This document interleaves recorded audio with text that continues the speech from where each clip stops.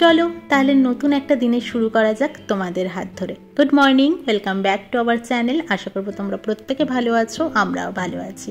আজ বৃহস্পতিবার, আজ লক্ষ্মীবার। অনেকেই আজকে পাঁচালি পড়ে ঘর বসিয়ে পুজো হবে। বৃহস্পতিবারটা একটু আলাদাই চাপ চলে, যদিও সেই চাপটা আমার নেই।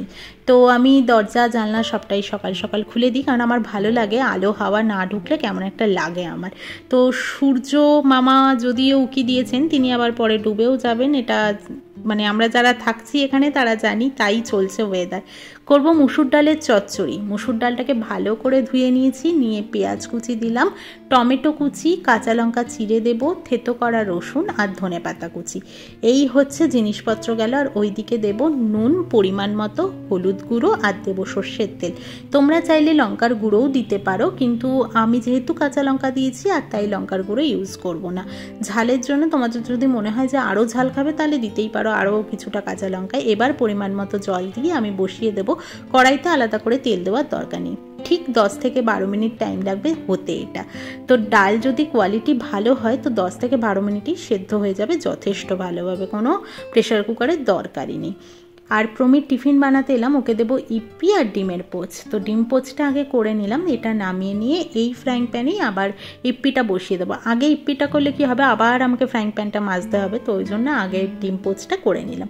ইপ্পিটা দিয়ে টিফিন বক্সে তার উপরে পোচটা বসিয়ে দেবো, তাহলেই হয়ে যাবে। আর ওদিকে আমি তারপরে স্নান করতে যাবো, কারণ ডালটা হতে হতে আজকে আমার ঘর ঝাড় দেওয়া, ঘর মোছা হয়ে গেছে, তেমন আর কোনো রান্নার চাপ নেই। মাছ ভাজবো, সেটা খাওয়ার আগ দিয়ে ভাজবো, মোরলা মাছ আর রুই মাছ ভাজবো। আর রাত্রে প্রমি বলে দিয়েছে সবজি দিয়ে উনি মাছের ঝোল খাবেন রাত্রে আজকে। ফুলকপি, আলু, ঢ্যাঁড়স সেসব দিয়ে মাছের ঝোল করতে হবে। আমার ইচ্ছে আছে আজকে বিকেলটাতে তোমাদের সাথে বসে একটু কথা বলবো। কালকের ব্লগটাতে তোমরা অনেকেই আমাকে ভীষণ সাপোর্ট করে কমেন্ট করেছো, হ্যাঁ দেবলিনা তুমি ঠিকই বলেছো, এটা তোমাদেরও নাকি হয়। তো আমি ভেবেছিলাম যে আমার ভালো না লাগার কথাটা বারবার বলি তো তোমাদের কাছে সত্যিই হয়তো শুনতে খারাপ লাগে, কিন্তু কি করব, মিথ্যে বলেই বা কি করব, যেটা সত্যি আমি সেই কারণটাই বলেছি। হ্যাঁ, যে মনটা ভালো ছিল না তাই জন্য আমি ব্লগ বানাইনি। তো তোমরা এতটা বেশি সাপোর্ট করবে আমি ভাবতেও পারিনি, তাই জন্যে আজকে ভাবছি একটু তোমাদের সাথে মন খুলে কথা বলবো। তো প্রমির খাবারটা বেড়ে নিচ্ছি আমি এখানে, আর এরপরে পাতিলেবুও একটু চিপড়ে দিয়ে দেবো, ভালো লাগবে খেতে আমার মনে হয় ডালটার সাথে। আর ডালটা খেতে প্রমি বললো সত্যিই ভালো হয়েছিল, ও নাকি এরকম ডাল ফার্স্ট টাইম খেলো। আছি যাও বাবা। তো বৃষ্টি হচ্ছিল, প্রচণ্ড হাওয়া দিচ্ছিল বিকেলটাতে, বিকেল ঠিক নয়, ওই 3:30 4টে এরকম নাগাদ, ঘড়ির টাইমটা ঠিক মনে নেই, কারণ ছুটতে গিয়ে আমি জামা কাপড় আনতে গেছিলাম, উড়ে যাবে এটাই আমি ভাবছিলাম, কারণ প্রচণ্ড হাওয়া দিচ্ছিল। তো চলো এরপরে আবার তোমাদের সাথে সামনাসামনি দেখা হচ্ছে। সকাল থেকে তোমাদের কাছে এভাবে আসা হয়নি, জাস্ট এই ভিডিও ক্লিপগুলো নিচ্ছিলাম, এভাবেই ভিডিও করছিলাম। তো মনে হলো না তোমাদের কাছে একটু আসি, সামনে বসে কথা বলি। এখন বাজে সন্ধ্যে 6টা, বলবো না, এখানে বিকেল 6টাই বলতে পারো, তো এরকমই বাজে। আর এত ওয়েদার খারাপ, ব্যাঙ্গালোরের এত ওয়েদার খারাপ কি বলবো, মানে কতদিন যে হয়ে গেছে রোদের মুখ দেখিনি তা মনেই নেই। সকালবেলা একটু রোদের জিল্লা দিচ্ছে, তারপরে আবারও রোদ চলে যাচ্ছে, এই হচ্ছে সমানে। তো এত ঝড় বৃষ্টি ছাড়লো মাঝে, এত হাওয়া, ঝড় না ওটা হাওয়া ছেড়েছিল, এত জোর হাওয়া ছেড়েছিল যে তোমাদেরকে একটু ক্লিপ আমি শেয়ার করেছি। বাট তার আগেই আমি জামা কাপড় তুলতে মানে তুলতে যাবো কি যাবো না এটাও বুঝতে পারছি না, আবার না গেলে উড়েও চলে যেতে পারে সেটাও ভাবছি। তো সবটা মিলিয়ে তুললাম। তো এইসব করতে করতে মোটামুটি হাওয়ার তেজ আর বৃষ্টি ততক্ষণে অনেকটাই ধরে গেছিল। তো যে হাওয়াটা দিয়ে আমার চুলটা উঠছে সেটা বুঝতেই পারছো যে উল্টো দিক থেকে হাওয়াটা আসছে। ফ্যান ট্যান তো চালাতে লাগছেই না এখন এই ওয়েদারে, সে তো বাদই দাও। তো আমি কালকের ব্লগ নিয়ে কিছু কথা বলতে এলাম। কালকের ব্লগে আমি বলেছিলাম যে মন ভালো না লাগার রোগ ধরেছে। এটা আমি তোমাদের সাথে প্রায়ই শেয়ার করি যে আমার মন ভালো লাগছে না, আজকের দিনটাই কেন জানি না আমার ভালো লাগছে না। জানি না তোমরা হয়তো জিনিসটাকে পজিটিভ ভাবেই নাও বলে আমাকে কিছু বলো না যে হ্যাঁ দিবি না, তুমি প্রায়ই বলো মন ভালো লাগছে না, কিন্তু সত্যি কথা বলতে আমার নিজেরও বলতে ভালো লাগে না আমার শরীর খারাপ বা মন খারাপ, এই জিনিসগুলো আমার একদমই বলতে ভালো লাগে না। এমনকি আমি হাজারো শরীর খারাপে থাকলেও না, আমার হয়তো জ্বর এসেছে বা কিছু, কেউ ফোন করলো আমাকে বলছে কেমন আছি, আমি বললাম হ্যাঁ ভালো আছি, মানে এই জিনিসটা আমার বলতে ভালোই লাগে না যে আমার শরীর ভালো নেই বা এই প্রবলেমটা হচ্ছে বা কিছু।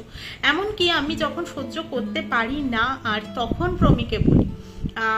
তো পা নিয়েও এর আগে তাই হয়েছে, যখন আর পাচ্ছি না, দেখছি না এভাবে হবে না, ঠিক হচ্ছে না, তখন প্রমিকে বললাম যে আমার না এখনো কমেনি। তো ও আমাকে বলে এখনো বলনি? তো মানে 1 মাস ধরে আমি কন্টিনিউ ডিসব্যালেন্স হার নিয়ে ঘুরে বেরিয়েছি। তো এরকমই আমি, ভালো লাগে না আমার সবসময় এরকম বলতে, বা নিজের শরীর খারাপ মানে আমার মনে হয় যে আমি যদি নিজেই বলতে থাকি আমার শরীর খারাপ, আমার ভালো নেই, আমার এটা ব্যথা করছে বা ওটা করছে, তাহলে আমার মনে হয় আমার নিজেই বেশি আরো উইক হয়ে পড়বো। আমার সবসময় মাথায় ঘুরতে থাকবে হ্যাঁ আমার তো এটা হয়েছে। আমি 10-12 দিন এই আঙুলটা নিয়ে ভীষণ ভুগেছি। দেখো নেল পলিশও লাগানো আছে, যার জন্যে এই ক্লিপটা মানে এই স্লাইডিং ডোরটা আমি খোলার জন্যে ক্লিপটা একটু হার্ডি টাইপের ক্লিপটা ছিল, মানে আমার মনে হয় যিনি ছিলেন এই হাওয়ার জন্যই বোধহয় খুলতেন না জানলা টানলা। তো দেখতেই পাচ্ছ কি হাওয়াটা দিচ্ছে, আমার ফোনটাও একটু দুলছে। তো ক্লিপটাকে টেনে নিয়ে এইভাবে যখন সরাতে যাচ্ছিলাম, তো তখন ক্লিপটা না খুলে গিয়ে আমার মানে হাতটা স্লিপ কেটে যায় আর কি। তো স্লিপ কেটে যাওয়াতে নোকটায় তখন খুব ব্যথা লাগে, মানে আঘাত পাই আমি বড় সড়ো একটা, কিন্তু আমি অত পাত্তা দিইনি, হাঁটতে বেরিয়ে গেছিলাম। আর 3 দিন ধরে তো আমার হাঁটা বাদই দাও, এরকম হাওয়ায় কে হাঁটতে বেরোবে বলো? মানে উল্টে জ্বর সর্দি কাশি মাথা ব্যথা নিয়ে ভুগতে থাকবো এরপরে। তো তাই জন্যে জানলাও বেশিক্ষণ টাইম খুলি না, এই ভিডিও করছি বা কিছুক্ষণ, আমার সবসময় দরজা জানলা দিয়ে থাকতে ভালো লাগে না, তো তাই জন্য একটু খুলেছি আর কি। তো এই আঙুলটা তখন তো কিছু বুঝিনি, 2 দিন বাদ থেকে আমার আঙুলটা ফুলতে শুরু করে, মানে এই পোর্শনটা পুরো ফুলে আলুর মতো হয়ে যায়, টাচ লাগলেই ব্যথা। আমি রান্না বান্না করছিলাম ঠিকই, মানে যতটা পারছিলাম বা হাত দিয়ে কাজ করছি, ডান হাতে প্রচন্ড ব্যথা লাগছিল, এই পাশটা বিশেষত আমার ফুলে গেছিল। তো 10-12 দিন ভোগার পর মানে ওরকমই আমি ভেবেছি কুনি হয়েছে বোধহয়। প্রমি আবার বলে সে আবার কি জিনিস আনছি তাও আমি জানি না, দিদা ঠাকুমাদের মা জেঠিমাদের বলতে শুনতাম, কিন্তু আঙুল মানে হাতের আঙুলে খুব একটা শুনিনি, পায়ে হয় শুনেছিলাম। তো তাই জন্য প্রমি আবার আমাকে নেল পালিশও লাগিয়ে দিয়েছে, তাই জন্য যে নেল পালিশ লাগাও, তাহলে কিছুতেই কিছু হচ্ছিল না। তারপর 2 দিন আগে হঠাৎই নোকটা আমি একটুখানি মানে যখন ব্যথা করছিল একটু চাপ দিতেই দেখলাম হঠাৎ করে একটু পুঁজ বেরিয়ে এলো। তারপরে দেখলাম যে এই চামড়াটা থেকে এই নোকটা একটুখানি ছেড়ে গেছিল, মানে আমার মনে হয় ওটাতে ছেড়ে গেছিল। তো তারপর পুঁজটা বেরিয়ে আসাতে তারপর অনেকটা ঠিক আছে, এখন একটু হালকা হালকা একদমই মানে খুব চাপ লাগলে ব্যথা লাগছে, নয়তো লাগছে না। তো যাই হোক, এই জিনিসগুলো না বলতে আমার ফলো করতে খুব একটা ভালো লাগে না, তাই জন্য আমি বলিও না। কিন্তু আমি ইচ্ছে করলে বলতেই পারতাম যে হ্যাঁ ভ্লগ দেইনি, আমার ভালো লাগেনি, তাই আমি মানে ভালো লাগেনি বলতে আমি কাজের চাপে ছিলাম, বা আমার মনে হলো একদিন গ্যাপ দেওয়া দরকার তাই গ্যাপ দিয়েছি, এরকমটা বলে আমি বলতেই পারতাম, কিন্তু কি হারে মনটা ধরছে।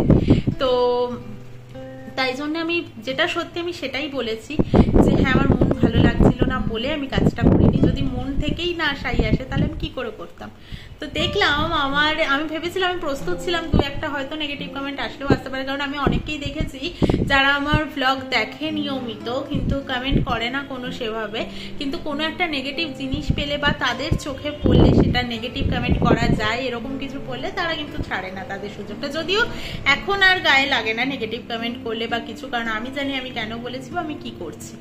তো প্রথম খুবই লাগতো, আসলে যেটা হয় আর কি, সময়ের সাথে সাথে সবাই ধাতস্থ হয়ে যায়, ম্যাচুরিটি আসে।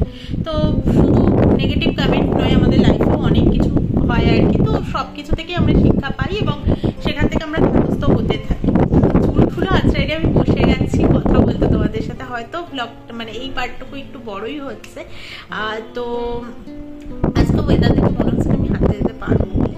যাই হোক, তো যেটা বলছিলাম, আমি ভেবেছিলাম কিন্তু না, দেখলাম তুলিকা আন্টি, দেবলিনা, মৌদি সবাই ইউটিউবে কমেন্ট করেছে, আমি বলছি না, ফেসবুকে করেছে, কেউ পার্সোনালি আমাকে বলেছে, দিদি না অনেকেই বলেছে। এই নামগুলো যেগুলো বললাম সেগুলো ব্যাঙ্গালোরেই থাকে, তোমরা জানো, আমার কাছে বহুবার নামগুলো শুনেছো, তাই আমি এই নামগুলোই বললাম।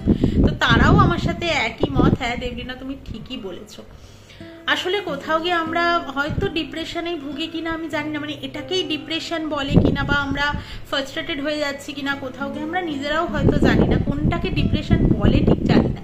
হয়তো আমাদেরকে দেখলে মনে হয় আমরা তো ভালোই আছি, হ্যাঁ সত্যিই তো আমরা ভালো আছি, খারাপটা কোথায় আছি? খারাপ তো নেই। হ্যাঁ খারাপ থাকার মধ্যে আমরা যখন চাইছি তখন ফ্যামিলির লোককে পাশে পাচ্ছি না, আমাদের দুজনের মধ্যে মানে একে অপরের জন্য। এবার কারোর শরীর খারাপ হয়ে গেলে আরেকজনের ওপর ভীষণভাবে মানসিক এবং শারীরিক চাপ দুটোই পড়ে তার উপরে। তো সেইটা নিয়ে একটু হয় যে হ্যাঁ ফ্যামিলি মেম্বাররা পাশে থাকলে হয়তো এতটা মানসিকভাবে ভেঙে পড়তাম না।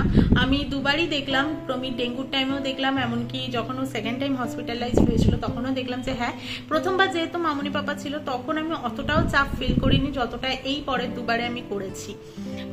তো মানসিকভাবে বলছি, শারীরিকটা আমি বাদই দিলাম, ওটা নয় হতেই পারে ঠিক আছে, তারা থাকলেও হয়তো আমি হসপিটালে নিয়ে যেতাম বা আমি ডাক্তারের কাছে নিয়ে যেতাম, সেটা বাদই দিলাম, কিন্তু মানসিকভাবে ভীষণই চাপ যায় একটা মনের ওপর দিয়ে।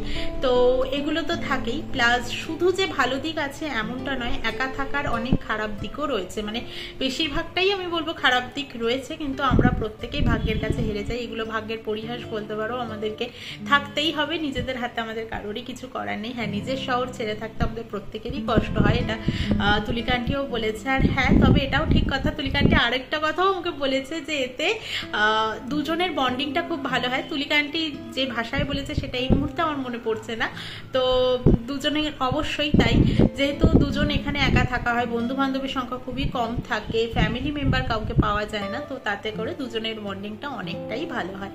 মানে সাপ বেজি বলে থাকি বা যেটাই বলে বন্ধুত্ব, সবটাই দুজনের মধ্যে ভীষণ ভালো একটা বন্ডিং তৈরি হয়, এটা ঠিক কথা। তো সবটারই আছে, মানে বলে না যে শুধু জিনিসটাকে ওপর থেকে দেখতে ভালো লাগে কিন্তু ভেতরটাই তার মানে যে ভালোই হবে, সুন্দর, বাইরেটা সুন্দর মানে ভেতরটাও সুন্দর তা কিন্তু নয়, অনেকটাই থাকে আর কি, আর কিছু করার নেই। চলো ভাবছি ব্লগটাকে আজকের মতো এখানেই শেষ করছি, কালকে আবারও আসবো একটা নতুন ব্লগের সাথে। আজকের মতো টাটা। যদি নতুন বন্ধু হয়ে থাকো তাহলে প্লিজ সাবস্ক্রাইব করে পাশে থেকো। টাটা।